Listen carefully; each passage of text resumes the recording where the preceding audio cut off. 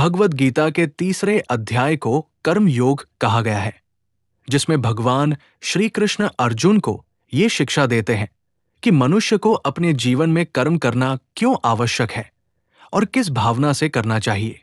वे स्पष्ट रूप से बताते हैं कि इस संसार में कोई भी व्यक्ति बिना कर्म के जीवित नहीं रह सकता, क्योंकि प्रकृति के गुण हमें लगातार कर्म करने के लिए प्रेरित करते हैं। यहां कर्म का अर्थ सिर्फ शारीरिक काम नहीं, बल्कि मन, वाणी और बुद्धि से किया गया हर कार्य है।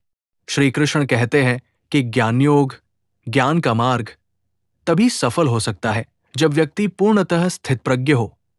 लेकिन साधारण मनुष्यों के लिए कर्मयोग यानी बिना किसी स्वार्थ के केवल कर्तव्य समझकर कर्म करना ही सबसे श्रेष्ठ मार्ग है। जब हम बिना फल की चिंता किए केवल परम कर्तव्य मानकर काम करते हैं, तो वो कर्म हमें बांधता नहीं, बल्कि मोक्ष के मार्ग पर ले जाता है।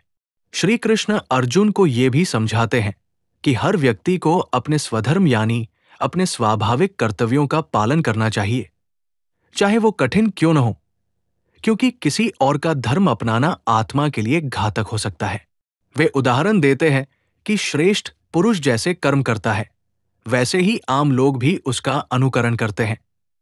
इसलिए समाज के हित में भी कर्म करना आवश्यक है।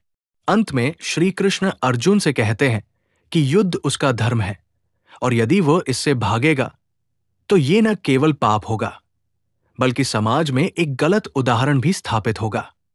इसलिए उसे निस्वार्थ भाव से युद्ध करना चाहिए और अपने कर्मों के द्वारा आत्मा की शुद्धि की ओर बढ़ना चाहिए।